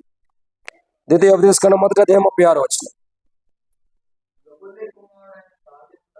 యోపున్నే కుమారుడైన కాలేబు తప్ప మరెవరును చూడడు. చాలు. కానీ ఇక్కడ కనబడుతున్న 5వ మాట చూసినట్టే, ఆయన నీ ముందర నడవాలంటే నువ్వు ఒప్పుకోవాల్సిన 5వ కోణం ఇదే. ఏంటి? పూర్ణ మనసుతో. కాలేబు అనే మనం దేవుని అనుసరించాల. పూర్ణ మనసు.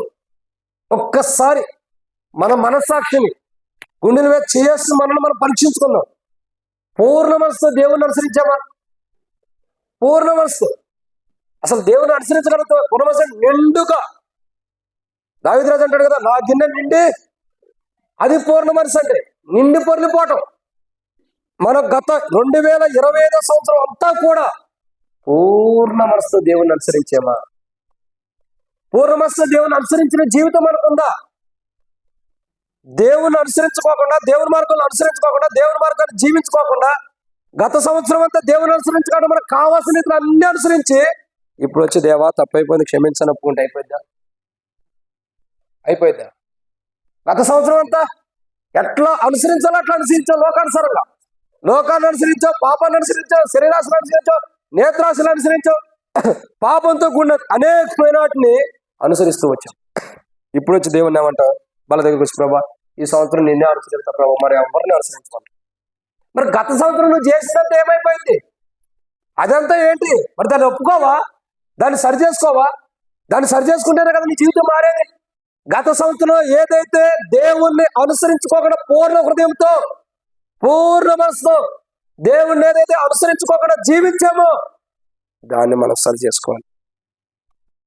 వాళ్ళ దగ్గరికి వచ్చిన మనం గత సంవత్సరంలో పూర్ణ మనసు అంటే పరిపూర్ణంగా దేవుని మీద మనసుండి బలలో పాల్గొన్నామా? పరిపూర్ణంగా దేవుని మీద మనసుండి బలలో పాల్గొన్నామా? దేవుని మీద మనసుండే బలలో పాల్గొన్నామా? నిండు మనసుతో అంటే దేవుడే, ఈ శరీరం, ఈ ప్రభు రక్తం, ఈ ప్రభు యొక్క దేహం, ఇది పూర్తిగా దేవుడే అన్న నిండు మనసు మనకుందా? ఇది ఆయన కుమారుడు యేసు ప్రభువే అన్న నిండు మనసు మనకుందా? చెప్పండి, ఉందా?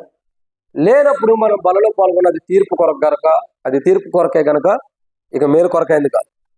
గత సంవత్సరం అంతా కూడా ఏదైతే మన జీవితాల్లో ఆయన మాటలు వినుకోకుండా నిండు మనసుతో, పూర్ణ మనసుతో ఆయన అనుసరించలేదు, ఆ విషయాన్ని ఇక్కడికి వచ్చి ఏం చేయాలా?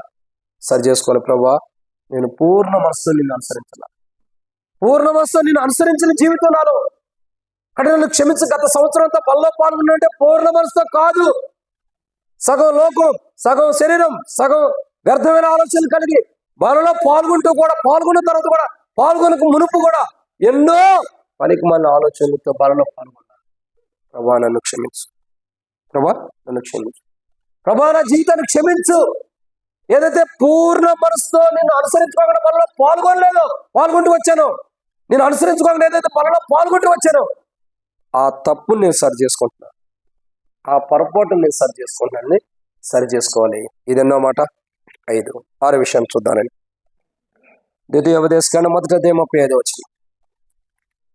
ద్వితీయోపదేశకాండం 1వ అధ్యాయం 35వ వచనం.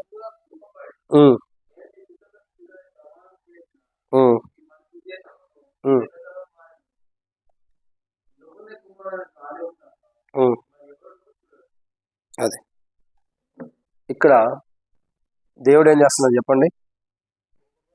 బహుగా కోపం. అసలు ఆయన కోపం తెప్పించిన విషయం మనలో ఏదైనా సరి చేసుకుంటే మన ముందర ఆయన నడుస్తాడుగా. అంటే సింపుల్ ఒకటే, అసలు మన ముందర దేవుడు ఎందుకు నడవట్లేదు? మనం ఆయన కోపం తెప్పించాం. ఎందుకు నడవట్లేదండి? మొట్టమొదటికి ఎందుకు నడవట్లా? ఆయనే ఆయన తప్ప వేరే దేవుడు లేదని తెలుసుకోకపోవడం బట్టి. 2, ఆయన మాట వినకపోవడం బట్టి. 3, ఆయన ఎందుకు విశ్వాసం ఉంచకపోవడం బట్టి. 4, ఆయన ఎందుకు విధేయత లేకుండా అవిధేయులు ఉన్నాం కాబట్టి. 5, పూర్ణ మనసుతో ఆయన్ని అనుసరించకపోవడం బట్టి. 6వదిగా చూసినట్టయితే ఏమైనా పడుతూ వచ్చిందండి? ఆయన మనమే కోపడేది జీవితాన్ని మనం జీవించాం. అసలు ఆయన ఊరకనే కోపడతాడా? ఎప్పుడైనా ఆయన ఊరకనే కోపడతాడా? నిర్గమాకాండం 32వ అధ్యాయంలో కూడా చూస్తూ వచ్చాం కదా. ఆయన ఊరకనే కోపడ్డా? లేదు. ఎందుకు కోపడుతున్నాడు? మోషే మోషే నువ్వు తప్పుకో, అడ్డు తప్పుకో, నువ్వు ఐగుప్తులో నుంచి తీసుకొచ్చి నీ ప్రజలు చెడిపోయారు. అక్కడ దేవుని కోపం వచ్చింది. ఇంకా దేవుని కోపం రగులుకున్నటువంటి అనుభవాలు ఉంటాయి. సదోమ గొమొర్రా పట్టణం పైన దేవుని కోపం ఎందుకు వచ్చింది చెప్పండి? సదోమ గొమొర్రా పట్టణం పైన దేవుని కోపం ఎందుకు వచ్చింది? వాళ్ళ పాపం ఆకాశానికి అంటింది. వాళ్ళు చేసిన పాపము ఆకాశానికి అంటింది కాబట్టి దేవుని యొక్క కోపం వాళ్ళ మీదకి వచ్చింది. ఇంకా ఇంకా దేవుని కోపం ఎంతమంది మీదకి రాలా? వాళ్ళందరి మీద దేవుని కోపం రావడానికి కారణం ఏంటి? ఒక్కొక్కరు ఒక్కొక్క తప్పు చేస్తూ వెళ్ళారు. ఒక్కొక్కరు ఒక్కొక్క తప్పులు పొరపాటు చేస్తూ వెళ్ళారు కాబట్టి దేవుని కోపం వస్తుంది. ఈ రోజు ఇశ్రాయేలు ప్రజల మీద దేవుని కోపం రావడానికి కారణం ఏంటి? ఈ కోపాన్ని బట్టి దేవుడు తన ముందరకి వెళ్తా. ఇశ్రాయేలు ప్రజల మీద దేవుని కోపం ఎందుకు వస్తుంది? వారు లోబడరు, పాపం ఆకాశానికి అంటుతుంది, వారి జీవితాల్లో అసలు దేవుని మాట వింటలా. ఇక వారి చరిత్ర జీవితం చాలా ఉంది. ఇంత దారుణంగా ఉన్నారు కాబట్టి దేవుడు వారిని కోపడుతున్నాడు. నీ ముందర నడవలసిన వాడు, నీకు మార్గాన్ని చూపాల్సిన ఆయన, నీకు మార్గాన్ని తెలియపరచవలసిన ఆయన, నువ్వు ఏ మార్గం నడవాలో నడిపించి ఆ మార్గంలో చక్కగా నీ అడుగులు చిక్కబడకుండా, నీ కాలు చిక్కబడి జారిపడి కాలు చిక్కబడిపోకుండా, నీ అడుగులు తడబడిపోకుండా నేను చక్క మార్గంలో నడిపించాల్సిన ఆయన ఇప్పుడు ఏం చేస్తున్నావు? ఆయన నీ మీద కోపడుతున్నాడు. ఒకటి అర్థం చేసుకో, నిన్ను నడిపించాల్సిన వాడే నీ మీద కోపడుతున్నాడు. అర్థమవుతుందండి? నిన్ను నడిపించాల్సిన దేవుడే నీ మీద కోపడతానికి కారణం ఏంటి? నీ పాపం ఆకాశానికి అంటింది. అది అది గుర్తుపెట్టుకో. బాబేలు గోపురం కడుతూ వచ్చారు కొంతమంది. ఏ గోపురం అండి? ఈ బాబేలు గోపురం గురించి నేను ఎప్పుడు ఎక్కువ చెప్పను అసలు, ఎక్కడ కూడా. పూర్తిగా ఒకసారి తీసుకుంటూ వర్తమానం దేవుడు చెప్పండి. బాబేలు గోపురం కడుతూ వచ్చారు. బాబేలు గోపురం కోల్చడానికి కారణం ఏంటి? వాళ్ళు అనుకున్నారు మేము ఎక్కిపోతాం, పైకి ఎక్కిపోదాం అనుకున్నారు. ఏడకి ఎక్కిపోతారయ్యా? దేవుడు వాళ్ళు చెదరగొడతానికి కారణం ఏంటి తెలుసా? అసలైన సత్యం చెబుతా చూడండి. కొన్ని కోణాలు ఉన్నాయి బైబిల్లో. మర్మం ఏంటో చెప్పంటారా? ఒక ఫ్లైట్ మనకూడా చెప్పా, ఒక ఫ్లైట్ కనబడిన దానికంటే ఎత్తు వెళ్ళిందనుకో, దాని లిమిట్ దాటి హైట్ వెళ్ళిందనుకో ఏమైంది?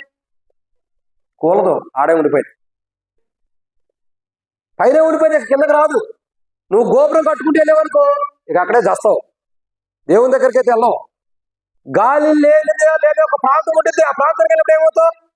నీ అంతా నువ్వే పరవశని పాడుకుంటావు. ఒక 5 నిమిషాలు కూడా ఉండట్లేదు.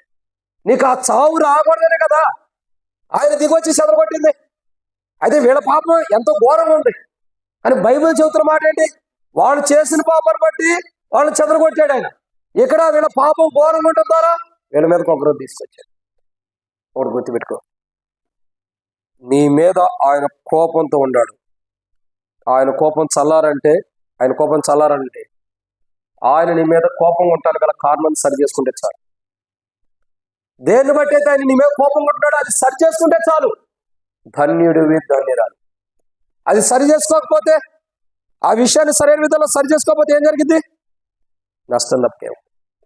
కాబట్టి ఈరోజు మనం గమనించాల్సిన కోణం ఏంటి? ఆయన నీ ముద్ర నడవాలంటే నువ్వు సరి చేసుకోవాల్సింది.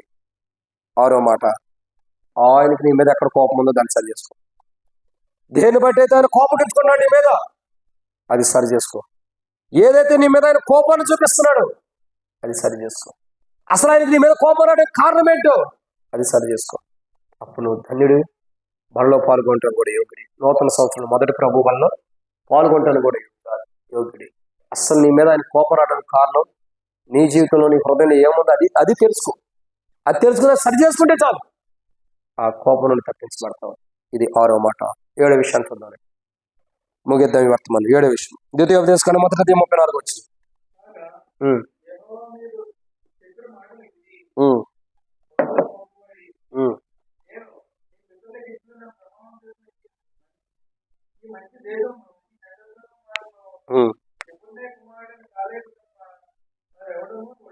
చూడండి ఇక్కడ ఏమంటాడు? కాగా మీరు చెప్పిన మాటలు విని ఏం చేస్తాడు ఆయన? మీరు చెప్పిన మాటలు, మనం ఆయన మాట వినాలా, ఆయన మన మాటలు కూడా వింటాడు. మన మాటలు ఎలా ఉండాలి? బైబిల్లో ఉన్నాయి. మన మాటలు ఎలా ఉండాలి? ఉప్పు వేసినట్టుగా ఉండాలి. అవునంటే అవును, కాదంటే కానీ కరెక్టే, అది కూడా కరెక్టే. ఉప్పు వేసినట్టుగా ఉండాలి. ఉప్పు ఎక్కువైతే ఏమైంది? బూతు మాటలు అవుతాయి. ఉప్పు తక్కువైతే యెహోవా ఎవడంటే ఏమో సొలొమోను అదే కానిది, ప్రభా ఏనాడు దాన్ని ప్రభా చాలు, ఏనాడిది ఆనాటి చాలు, ఏనాడు ఆనాడే ఇచ్చే, ఎక్కువైన యెహోవా ఎవడంటారేమో, తక్కువైతే దొంగలించి నీ నామకు అవమానం తీసుకురావచ్చు. ఏనాడిది ఏనాడు ఆనాడు ఏమన్నాడు, ఎందుకమ్మన్నాడు? ఎక్కువైతే దేవుడు ఎవడో దేవుడి మందిరానికి వెళ్ళాలి వాళ్ళ 31వ తారీఖు 1వ తారీఖు అవసరంలా, నాకు అన్నీ ఉండే అనుకుంటా, ఇంటి ముందు చిచ్చుబుడ్లు కాలుతాం, కాకరొత్తులు పెడతాం, అయిపోయింది. ఇంకా దేవుడు ఎవరు? ఇక్కడ గమనించాల్సిన కూడా ఏంటి, ఆయన నీ ప్రతి మాట వింటున్నాడు. కానీ ఆయన విన్నప్పుడు నీ మాటలు సరిగ్గా లేవు. అది ఆయన విన్నప్పుడు మన మాటలు సరిగ్గా లేవు. బల్లలో పాల్గొనటానికి ఏ పెదాలు తెరిచి ఏ నోరు తెరిచైతే నువ్వు బల్లలో పాల్గొంటే ప్రభు దేహాన్ని తింటున్నావు, నోట్లో తీసుకుని ప్రభు రక్తాన్ని పానీయం చేస్తున్నావు, ఆ నోటి మాటలే ఆయన నీ ముందర నడవకుండా అడ్డగిస్తున్నాయి. ఏ ప్రభు దేహం అయితే నీ నోట్లో ఉంటుందో, ఏ ప్రభు రక్తాన్ని అయితే నువ్వు పానం చేస్తున్నావో, ఆ దేహం తిన్న నోరే, ఆ రక్తం తాగినటువంటి నోరే ఆయన చూడగా, ఆ మాటలు వినగా, ఆ నోటి నుండి వస్తున్న మాటలు వినగా ఎలా ఉన్నాయి చెప్పండి. ఇప్పుడు ఈ దేహం, ఈ యొక్క రక్తము నోట్లోకి వెళ్తున్న ద్వారా నోరు చెడిపోయిందా, లేదా నోరే మామూలుగా తాగినా కానీ చెడిపోయిందా చెప్పండి. ఈ ప్రభు దేహం ప్రభు రక్తం నోట్లోకి వెళ్తున్న ద్వారా నోటిని పాడు చేస్తుందా, లేదా ఈ ప్రభు రక్తం ఈ ప్రభు దేహం నోట్లోకి వెళ్తున్న ద్వారా ఆ మెడిసిన్ పాడు చేస్తుందా, మేలు చేస్తుందా? మరి మేలేగా చేసేది. మరి మన నోటి నుండి ఎందుకంటే ఇష్టమైన మాటలు వస్తాయి. నేను ఇక్కడ ఎవరిని విమర్శించను. ఒకసారి నీ హృదయాన్ని పరీక్షించుకో. నువ్వు ఉండ ఇంట్లో ఎలా మాట్లాడుతున్నావు, నువ్వు ఏ ఇంట్లో అయితే ఉంటున్నావో ఆ ఇంట్లో నీ కుటుంబీకుల మధ్యలో ఏ మాట మాట్లాడుతున్నావు, నీ కుటుంబీకుల బయట నువ్వు ఉంటున్న ఇంటి చుట్టుపక్కల ఎలా మాట్లాడుతున్నావు. చూడు నీ సహోదరుడు సహోదరి, నువ్వు రక్షణ పొందక మునుపు నువ్వు చేసిన తప్పులని క్షమించబడుతున్నాయి. అవులేదంటాడు, నేను తెలియక చేసేసాను కాబట్టి కనికరించబడుతున్నాను. అది రక్షణ పొందక ముందు జీవితం. నువ్వు రక్షణ పొందిన తర్వాత నువ్వు మాట్లాడే ప్రతి మాట ఆయన అంటున్నాడు. ప్రతి మాట, ప్రతిదీ నువ్వేదన్నా మాట్లాడు, ఎవరితోనన్నా మాట్లాడు, ఏదన్నా సంభాషించు, ఏదైనా సంభాషించు, ప్రతిదీ ఆయన అంటున్నాడు. ఒకరోజు పాపుల్ని తీర్పులోకి తీసుకురాట్లా, వాళ్ళకి ఎటు నరకం ఉంది. ఎవరు తీర్పులోకి వస్తున్నారు? ఎవరు? ఏ ప్రభు దేహాన్ని అయితే పరిశుద్ధమైన దేహాన్ని తిన్నారో, ఏ ప్రభు రక్తం పరిశుద్ధమైనది ఆ ప్రభు రక్తాన్ని పానీయంగా త్రాగారో వాళ్ళని తీసుకొస్తున్నాడు తీర్పులో. ఏం చేస్తున్నాడు? వాళ్ళని తీసుకొస్తున్నాడు తీర్పులోకి. ఎందుకు తీసుకొస్తున్నాడు? ఏ పరిశుద్ధమైనటువంటి ప్రభు దేహాన్ని తిన్నావో, ఏ పరిశుద్ధమైన ప్రభు యొక్క రక్తాన్ని తాగావో, ఆ తాగిన నోటితో నువ్వు మాట్లాడిన ప్రతి మాట ఆయన లెక్కిస్తున్నాడు. ఎవరు వింటలేదని నువ్వు అనుకుంటావు. చాలా మంది బల్ల దగ్గరికి వస్తే, అందరు నేను అంటున్నా, కొందరు బల్ల దగ్గరికి వస్తూ కూడా బూతు మాటలు మానరు. కొందరు ఏ సందర్భాన్ని బట్టి నువ్వు అన్నా బూతు మాటే ఆయన లెక్కిస్తాడు. ఏ సందర్భాన్ని బట్టి నువ్వు ఏది మాట్లాడినా ప్రతిదీ ఆయన గ్రంథంలో ఆయన లెక్కిస్తున్నాడు, తీర్పు తీర్చడానికి. దేని కొరకు? తీర్పు తీర్చడానికి. ఏది మిస్ అవడానికి లేదు. ప్రకటన గ్రంథం 22:12 ఉంది, వాడు వానికి చొప్పున ప్రతి వానికి ఇచ్చినట్టు నేను సిద్ధపరిచిన చేత నా యుద్ధ ఉంది. మనం మాట్లాడే ప్రతి మాట ఆయన దగ్గర దాచబడి ఉంటుంది. బైబిల్ ఉంది, నీతిమంతులు ప్రార్థన చేయగా ఆయన చెవి యొగ్గింటున్నాడు. పరిశుద్ధులు మాట్లాడుకున్నప్పుడు ఆయన ఏం చేస్తాడు? ఆలకిస్తున్నాడు చెవి. అంటే పరిశుద్ధులు అంటే ఎవరు? ప్రభు రక్తం ద్వారా కడగబడి. మరి వాళ్ళు మాట్లాడుతుంటే ఆలకిస్తున్నప్పుడు వారి ప్రభు రక్తం ద్వారా కడగబడి పరిశుద్ధతలోకి వచ్చిన మనము మాట్లాడే ప్రతి మాట ఆయన వింటలేదు అనుకుంటారా?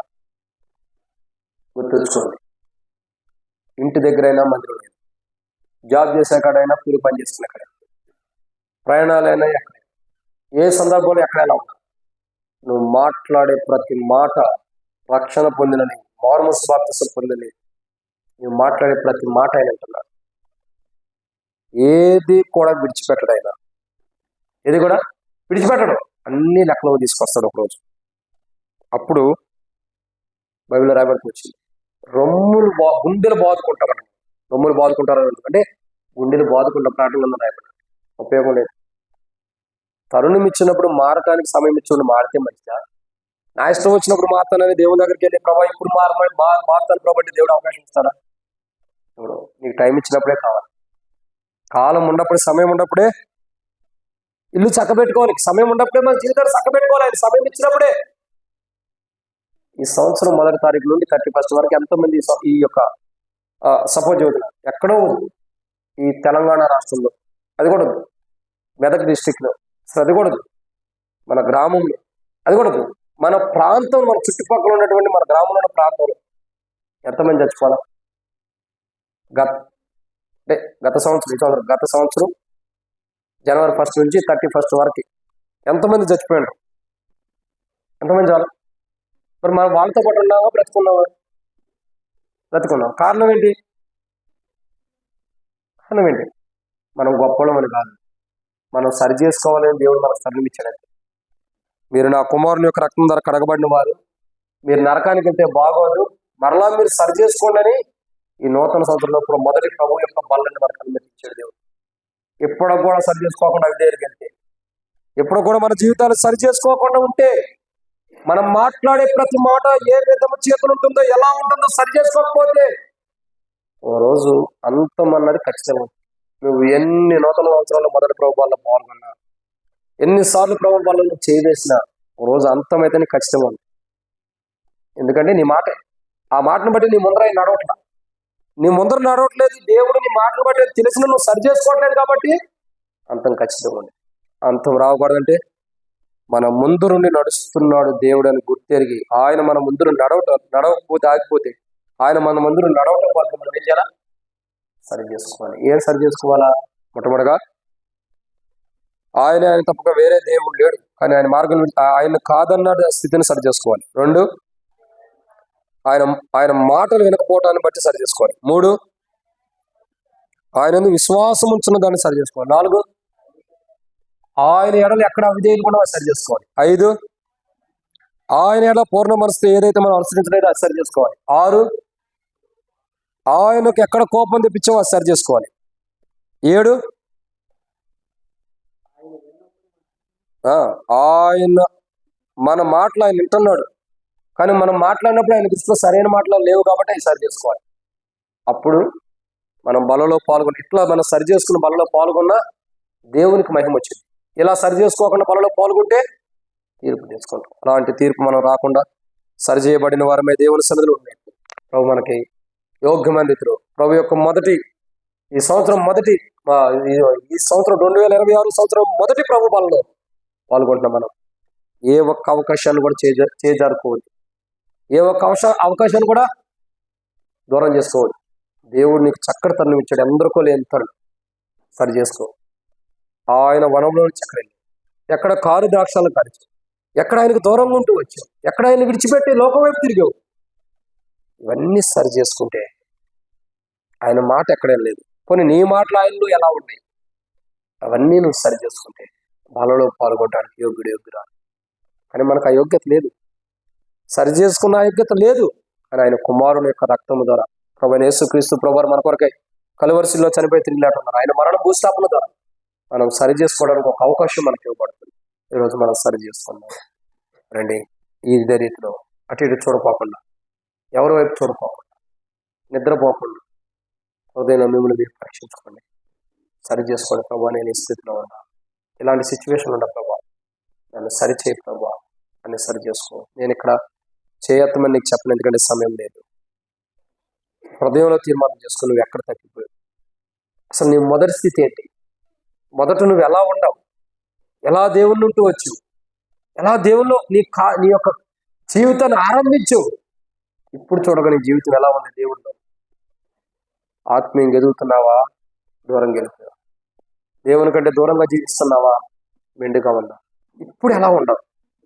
ఒకసారి నిన్ను పరీక్షించుకో. సహోదర సాధని దూరంగా వెళ్ళిపోవద్దు, నష్టం తెచ్చుకోవద్దు. ప్రభు మాట్లాడుతున్నప్పుడే, ప్రభు హెచ్చరిస్తున్నప్పుడే సరి చేసుకో. ఇదిగో ప్రభా నేను ఈ స్థితిలో ఉన్నా, ఇలాంటి పరిస్థితిలో ఉన్నా, నీ కోపం తెప్పిస్తున్నా ప్రభా, పూర్ణమస్తు నిన్ను అనుసరిస్తున్నా, నీ మాట వింటున్నా, మరి నా మాటలు కూడా సరిగ్గా లేవు ప్రభా. నీ అందు విశ్వాసం కోల్పోయే గత సంవత్సరం అన్నిటిని బట్టి క్షమించండి. ఇక నుండి ఈ సంవత్సరంలో ప్రభు సరైన విధానంలో జీవిస్తాను ప్రభాని, నేను సరి చేసుకుంటుండగా సహాయం చేసిన ప్రభాని నువ్వు తీర్మానం చేసుకుని ప్రభువులో పాల్గొను. దేవుని దృష్టిలో దోషిగా ఉండదు, క్షమించబడి కనికరించబడిన వాడిగా కనికరించబడిన స్త్రీ సహోదరి. ఇంకెంతకాలం అని సరి చేసుకోవడానికి అయిష్టంగా ఉండి ఇట్లాగే క్రిస్మస్ లేని 31st లేదా ఆదివారం ఆరాధన కానీ ఏదో వారకాకమని వచ్చి వెళ్ళిపోతాం. ఈరోజు దేవుడు నీతో మాట్లాడినప్పుడు సరి చేసుకో, నీకున్న బంధకాలను తెంచేసుకో, భయంకరమైన పరిస్థితులు తెంచేసుకో. ఏ బంధకాలను నువ్వు ఇమిడి ఉండవో ఆ బంధకాలు తెంచుకోవడం అంటే కుటుంబీకుల బంధువులను వద్దనుకుని వచ్చేయడం కాదు. ఆ యొక్క వ్యర్థమైనటువంటి వాటిల్లో కూరిపోకుండా నేను ఇక్కడి నుంచి తీర్మానం చేసుకుని మంచిగా జీవిస్తాను ప్రభు అని తీర్మానం చేసుకో. ప్రభు సన్నిధిలో ప్రతి దినమును గడుపుతూ ప్రభు మందిరానికి రా, వాళ్ళ దగ్గరకు వచ్చి సరి చేస్తుంది, మళ్ళీ పాల్గొని అటు ప్రభు నీతో మాట్లాడినప్పుడే సరి చేయబడిన వారిపై జీవితం మార్పులో ప్రభు వల్ల నూతన సంవత్సరంలో మొదటి ప్రభు వల్ల మనం సరి చేయబడిన వారు పాల్గొంటాం వరకే అటు చూడకుండా సరి చేసుకుందాం. ప్రభు మనం సహాయం చేయడం కాక ఆమె.